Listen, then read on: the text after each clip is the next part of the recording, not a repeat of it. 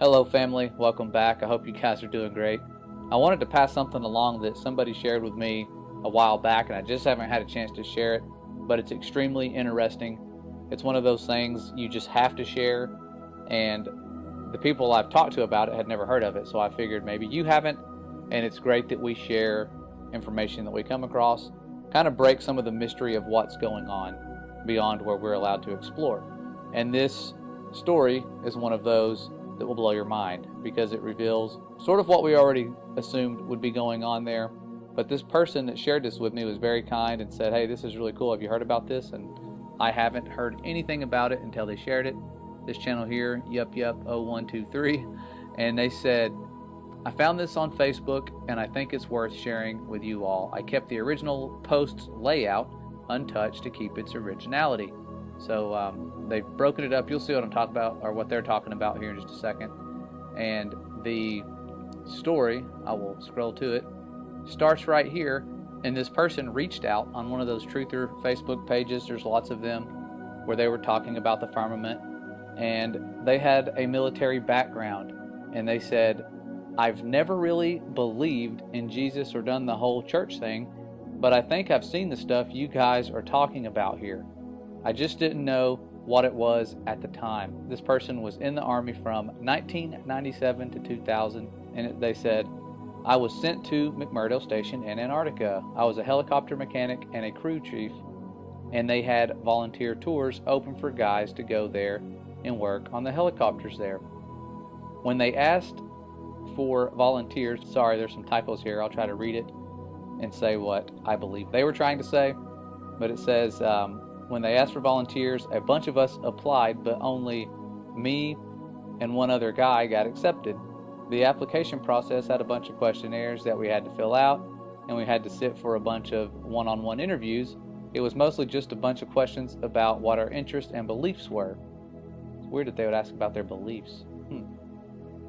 I was sent to McMurdo Research Station in August of 1998. When we weren't busy de-icing the aircraft and working on them, we had time to hang out with the scientists at the research station. The military unit attached to McMurdo was small, and we didn't have our own separate facilities. We didn't have a PX or a media center. There was no chapel or chaplain, and we didn't have our own separate mailroom. We just had to share the same facilities with the scientists and researchers, so over time I got to be friends with a few of them. They had two different kinds of ice they worked on and studied. This is where it gets interesting. One kind of ice was the normal kind that we've all seen. They took cores of it out of boreholes in the ground. Just like normal ice, it was mostly clear and sometimes white, and it would melt into liquid water if it got warm. The whole area of Antarctica is covered in this kind of ice. But that wasn't their main kind of ice. The only time I ever saw them actually studying normal ice was when a film crew from National Geographic came by. The rest of the time, which was most of the time, the scientists were studying something they called sky ice. This stuff was totally different.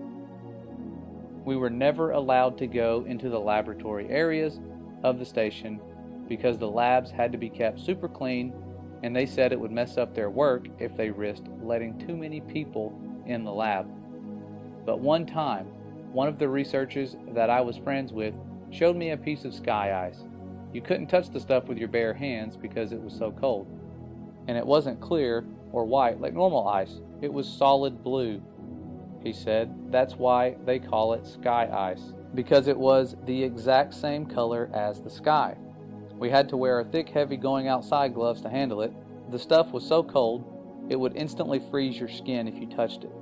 I don't remember what the temperature he said it was, but it was something like hundreds of degrees below zero, way colder than the normal ice that was outside.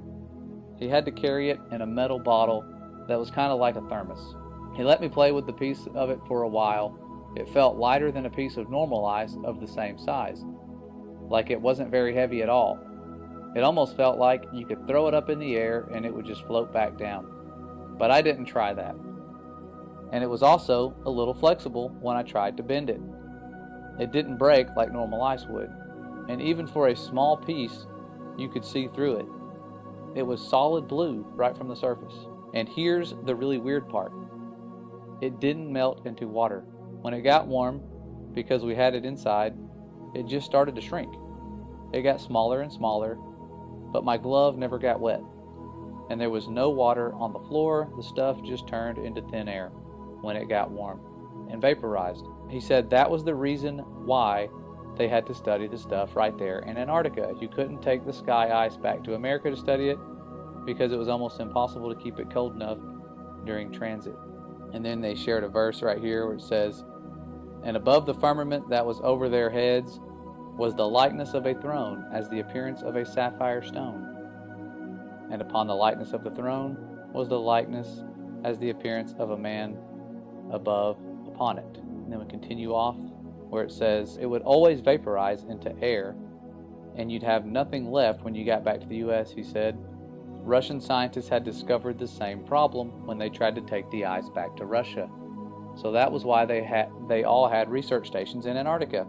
After maybe 15 minutes of handling the piece of sky ice, it was almost completely gone. Just a tiny little bit was left, and my glove was dry the whole time.